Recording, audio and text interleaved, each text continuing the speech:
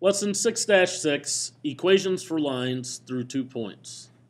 The big idea is an equation for the line through any two given points can be determined by first calculating the slope of the line. So what's going to happen here is, if you remember from 6-5, we went over point-slope form, but now what you are going to be given is, you're going to be given 2 points, and now given 2 points, you can find the slope of these 2 points and then use one of these points to put it into your point-slope form, which is y minus y1 is equal to slope times quantity x minus x1. So what you're doing is taking a little bit tougher problem, but breaking it down into an easier problem to find slope, and then putting it into point-slope form. Remember, slope formula is y2 minus y1 all over x2 minus x1. Okay? It says a powerful approach to problem solving is to change the problem you are given into a simpler problem that you know how to solve. In lesson 6-5, you learned how to find an equation of a line if you know its slope and 1 point on it. Now consider a different problem. If you are given 2 points and want to find the equation of a line that passes through them. With just a little work, you can turn this problem into a problem like the one in the last lesson. So that's what I talked about up here. So if you look at example 1, finding the equation for the line that passes through 10, negative 4 and 18, 20. So this is my x1, y1. This is my x2, y2. So y2 is 20 minus y1 is a negative 4 all over. x2 is 18 minus x1 is 10. And 20 minus a minus 4, that's going to be plus, so 24. 18 minus 10 is 8. And 24 divided by 8 is 3. Okay? So now that I found slope, I put that into my point-slope form. And remember, all you have to know is slope and 1 point, if you remember that. And my 1 point goes to my x1 and my y1. So here's my slope. Here's 1 point. So y minus y1 is a negative 4, equals slope, which is 3, times x minus x1, which is now 10. Dress this up a little bit. Minus a minus is plus. 3x minus 30. If you wanted to put this in your calculator, you'd have to solve for y. So you move the 4 over to the other side by subtracting. And give me y equals 3x minus 34. And that would be an equation in slope-intercept form. This is an equation in point-slope form. You can use these equations to find information on your graph given 2 points. It says, example 2, biologists have found the number of chirps field crickets make per minute is related to the outdoor temperature. The relationship is very close to being linear. When field crickets chirp 124 times per minute, it is about 68 degrees Fahrenheit. When they chirp 172 times per minute, it is about 80 degrees Fahrenheit. Below is a graph of this situation. So they gave us 2 points right here. I'm going to call this x1, y1 because that's the first point I came to. This is x2, y2 because that's the second point I came to. So y2 is 80 minus y1, which is 68, all over 172 minus 124. So 80 minus 68 is 12. Divided by 172 minus 124 is 48. 12 goes into both of these numbers, so that reduces down to 1/4. A says find an equation for the line through the 2 points. I got my slope. I got 1 point, and I'm just going to use, I don't know, let's use 80 and 172. Okay? So y minus y1, my y1 in this case is going to be 172, equals slope, which is 1/4, times quantity x minus x1, 80 was my y. Okay, hope everybody noticed that. 80 is my y here.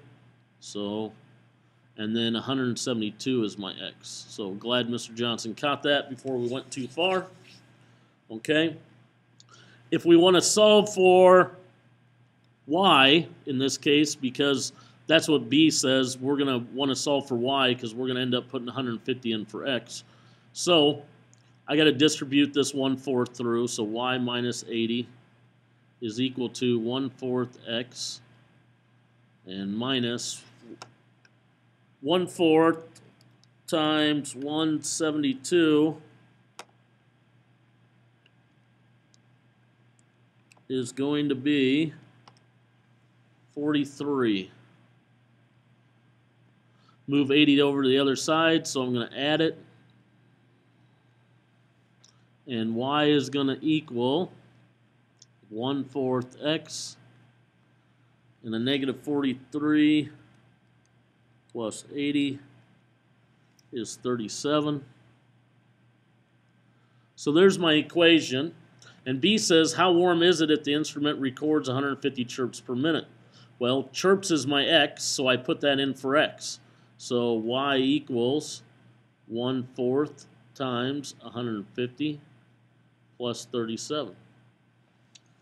Well, 0.25 times 150 plus 37, it's going to be 74.5 degrees Fahrenheit. So if there's 150 chirps per minute, they're saying it's roughly 74.5 degrees Fahrenheit.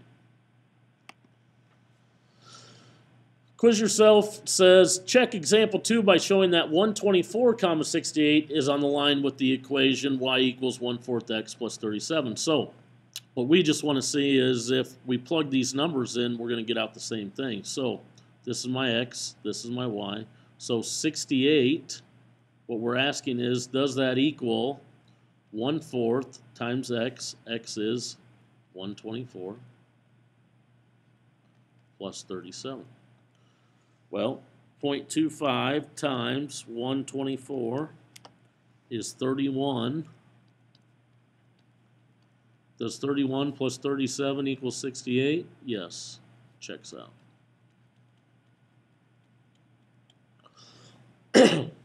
The equation in example 2 enables the temperature to be found for any number of chirps. By solving for x in terms of y, you could get a formula for the number of chirps expected at a given temperature. Formulas like this seldom work for values far from the data points. Field crickets tend not to chirp at all below 50 degrees. Yet the formula predicts that 50 chirps per minute at 50 degrees. Okay? So what that saying is you don't want to go too far past your information. Okay? If you stay relatively close between the 2 points that you are examining, you're probably going to get a pretty good answer. When you start getting clear down here, you're not going to get a very good answer. Okay? Example 3 says, suppose when using a calling card to call Iceland, you were charged $2.23 for a 10-minute call and $4.12 for a 20-minute call.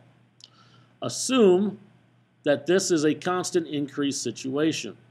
A says express the given information as 2 ordered pairs, minutes, then cost. Well, that's simple. 10 minutes was $2.23, and a 20-minute call was $4.12. So there's A. B says find an equation that expresses the cost y of all the calls in terms of x, the length of the call in minutes. Okay, so I need to find slope. Okay. So I need to find slope first, so that's 4.12 y2 minus y, or x1 y1 x2 y2. You're going to get sick of me saying that. y2 minus y1, which is 2.23, divided by 20 minus 10. So 4.12 minus 2.23 is going to be 1.89. 20 minus 10 is 10. And you divide that, so you move it 1 decimal point, so it's 1.189. Okay, is my slope. So I'm going to get the equation by using this point and this slope. So y minus y1 is 2.23 equals slope, which is 0.189, times the quantity x minus 10. Okay, so y minus 2.23 equals 0.189 times x, and 0.189 times 10 is a negative 1.89. Okay. And now I need to subtract 2.23, so actually what I'm doing is adding 2.23 to the other side. And y is going to equal 0.189x, and 1.89 plus, a negative 1.89 plus 2.23 is 34 cents. So there's my equation now. Okay. C says, what does the y-intercept B represent in this situation? Well, my y-intercept right here is 0.34. So that's automatically what you're charged as soon as you start making that phone call. You are charged 34 cents. Okay, does that make sense? Automatically, as soon as you pick up that phone, you're billed 34 cents. D says, what does the slope M represent in this situation? Well, this is my slope, so that's going to, what that means, 0.189 is, for every minute that we talk, we're getting charged close to 19 cents a minute. Okay? You're getting charged that every single minute. Okay? 34 cents as soon as you pick it up, and 19 cents every time you talk. Okay? E says, how long could you talk for $25? Well, $25 is my Y value. So we want to find out the X value. So 25, so we put 25 in for Y, is equal to 0.189x plus 0.34. Okay? Now, you could type this in on your calculator very easily. Okay? Or you could just go ahead and do your math. I'm going to show you both ways. Y equals 0.189x. So this is my Y1 plus 0.34. Okay? And 25 is going to be my Y2. So my window has to go all the way up to 25, otherwise I'm not going to be able to see anything. So my Y max has to be at least 25, so I'm just going to put 30. And I'm going to graph that line. And as you can see, we got to go out further. So my window, I don't need that. I'm going to put 10 here, and I'm going to go out, I don't know, let's go 50, see what happens. We got to go out further. Let's go 500. So they intersect right there. And we're looking for the X value because we already know the Y value. The Y value is 25. So we got to scroll over here and find the X value. And my calculator says roughly 129 minutes, so about 130 minutes. So let's see if we get that if we do it by hand. So the first thing I'm going to do is I'm going to subtract 0.34. And you have to line up your decimals. So this is actually $25. So it's $25 minus 34 cents. So $25 minus 0.34 is 24.66. 24.66 is equal to 0.189x. And so I got to divide by 0.189. Sorry for not a lot of room. 0.189. and x is going to equal, if you're doing it on your calculator, 24.66 divided by 0.189 is going to give me, as this says right here on my calculator, 130.5, I rounded up a little bit, minutes. Okay, so calculator said 129, 130. This says 100, a little bit over 130. I'm not going to make a big deal if you're a couple decimal places off. So if you have $25, you could talk for 130 minutes. That's all I have for you today. Please enjoy. We're going to see a lot of lines. I hope you enjoy them as much as I do.